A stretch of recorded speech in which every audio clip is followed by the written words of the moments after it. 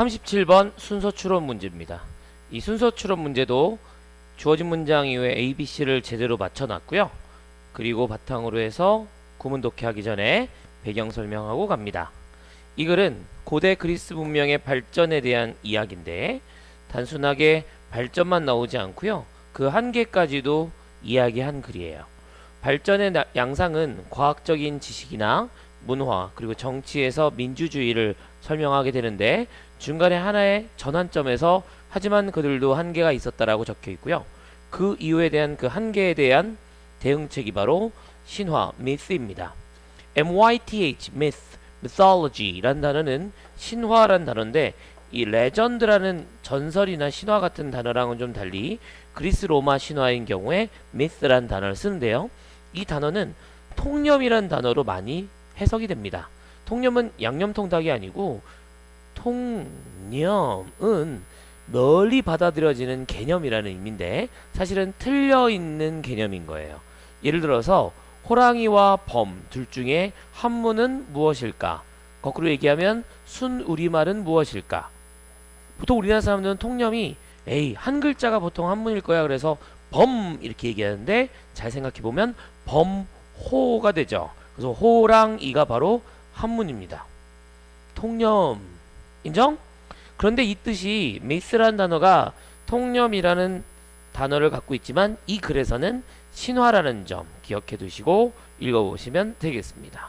자 이제 본문 들어가 보도록 하겠습니다.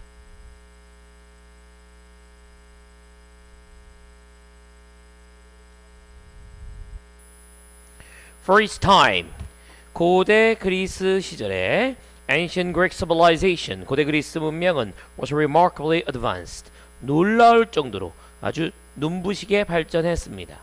The Greeks figured out mathematics, geometry, and calculus long before calculators were available. 그리스인들은 수학, geometry, 기하학, 그리고 calculus, 미적인데요.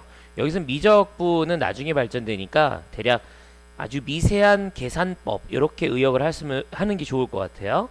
Calculus long before calculators were available. 계산기가 이용 가능하기도 훨씬 전에 이러한 세 가지 수학적이고 과학적인 발견을 해놨다는 겁니다. Centuries before telescopes were invented. 수세기 전 망원경이 만들어지기 전 수세기 전 They proposed that. 대절이라고 주장을 하기도 했죠. 지구가 on axis. axis는 축. 어떤 축에 걸려 있어서 회전한다. 맞죠? 현재 그런 거. Or revolve around the sun. 태양 주변을 돈다라고 주장을 했다는 것입니다. Along with these mathematical scientific advances, 이러한 과학적이고 수학적인 진보에 더해서 그리스인들은 produced some of the early dramatic plays and poetry. 그리스인들은 초창기의 극적인 연극들 혹은 시 같은 것들도 만들었다는 것입니다.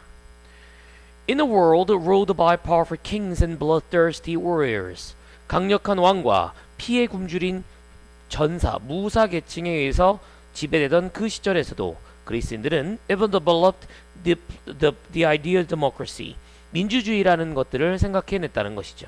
여기까지가 그리스 문명의 발달이고요. But으로 출발하는 they were still a primitive people.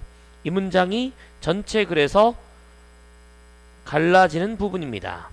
하지만 그들도 또한 primitive people, 야만인 내지는 미개한 사람들에 불과했다. There were many aspects of the world around them. 그들 주변에는 세상에 많은 요소들이 있었죠. 어떤 요소들이냐? That they didn't understand very well. 그닥 그들이 이해할 수 없었던 것들이 있었죠. 관계대명사고 선행사는 앞에 있는 aspect가 됩니다. 이렇게 연결해 둘게요. 선행사를 표시하는 의미에서 밑줄은 민트. 그들 주변의 세상에는 많은 이해할 수 없는 것들이 많이 있었다. 그들은 큰 질문을 갖고 있었죠. Big questions. 예를 들어서 왜 배가 고플까? 이런 게 아니라 단순하게 Why are we here? 되게 존재론적인 질문이죠. 왜 우린 여기 있을까? 우린 왜 그럴까? 왜 나는 이렇게 태어났을까? 두 번째, Why is smoke coming out of that nearby volcano? 저 주변에 있는 우리 주변에 있는 화산에서 왜 연기가 나오지? 와 같은 질문들인 것이죠.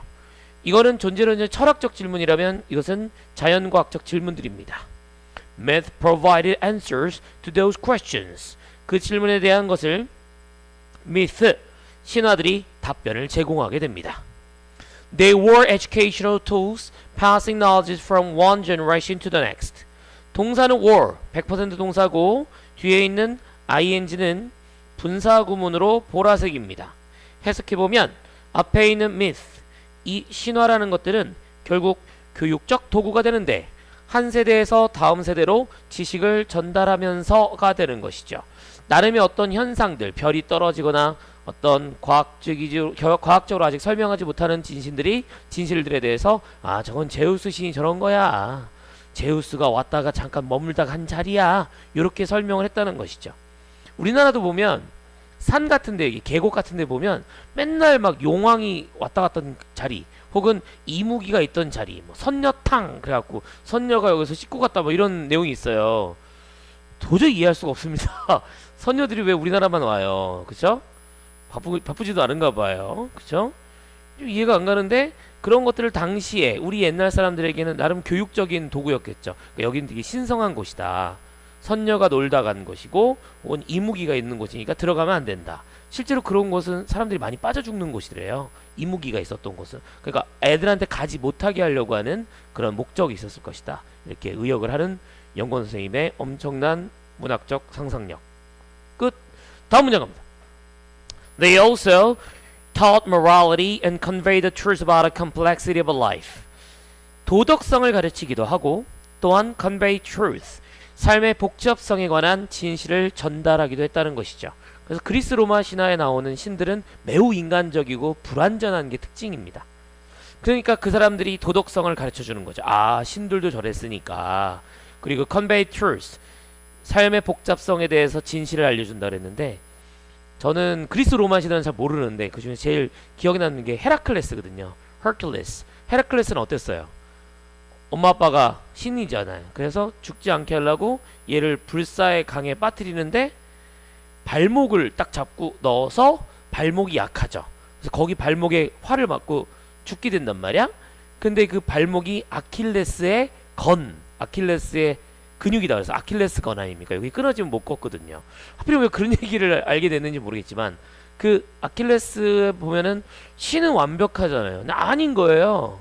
그리고 완벽하다고 하지만 또 약점은 있는 거잖아요. 그쵸? 그런 것들을 아이들한테 알려주고 다음 세대에게 계속 전달하게 해줬던 것.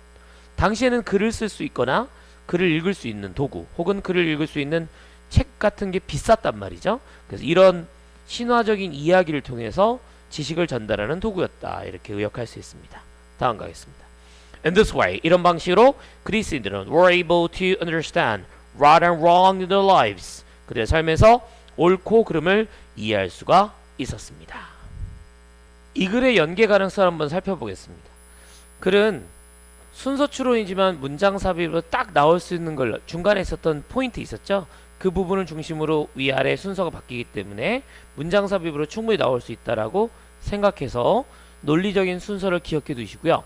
두 번째 지칭 추론은 그것들이 지칭하는 바, 그것이 지칭하는 바가 무엇인지 생각하셔야 됩니다. 특히 맨 아래쪽에 있는 네 번째 줄, 문장 돌아올게요. 돌아오시면 이 myth가 day라 그랬잖아요. 교육적인 도구가 되는 것이 무엇인지를 잘 기억하십시오. 여기서는 신화였습니다. 그리고 다른 지칭하는 대상들도 잘 생각해 보시고 해석할 수 있어야 됩니다. 예를 들어서 여기 있는 day는 그 전에 있었던 day는 그리스인들을 뜻하죠. 그래서 primitive people 내지는 앞에 있는 Greeks 혹은 ancient Greeks 이렇게 해석을 해서 각각의 지칭하는 대상을 잘 찾아보는 게 중요하겠습니다. 아까 설명했듯이 그리스 문명의 발전도 있었지만 중요한 키워드가 그 한계가 있었어요. 그리고 이 글은 그 한계에 집중한 글이라고도 해석할 수 있습니다. 무슨 말이냐면 그리스가 쭉 발전했다는 이야기는 별로 하고 싶지 않고 오히려 but으로 출발하면서 그들도 문제가 있었던 그들도 야만인들이었고 미개했으니 그 질문을 답하지 못하는 것에 대해서 중요한 단어 신화라고 하는 중요한 키워드가 나왔을 때는 한계점을 지적하면서 제목과 주제의 일부가 될 수 있겠죠. 이런 부분의 주제나 제목은 사실 문제가 나오면 논란의 여지가 될 수 있는데 여러분은 기억하셔야 됩니다. 학교 선생님께서 시험을 내면 선생님의 관점을 여러분이 읽는 것도 시험 공부, 시험 대비의 일부라는 점 잘 기억하셔서 이 글이 주제나 제목으로 나왔을 때 발전과 한계가 나올 수도 있지만 한계점에 집중한다면 이 단어를 반드시 중요한 키워드로 신경 써야 된다. 이렇게 정리해 볼 수가 있겠습니다. 37번 순서 추론에 대한 전체적인 정리였습니다. 여기까지입니다.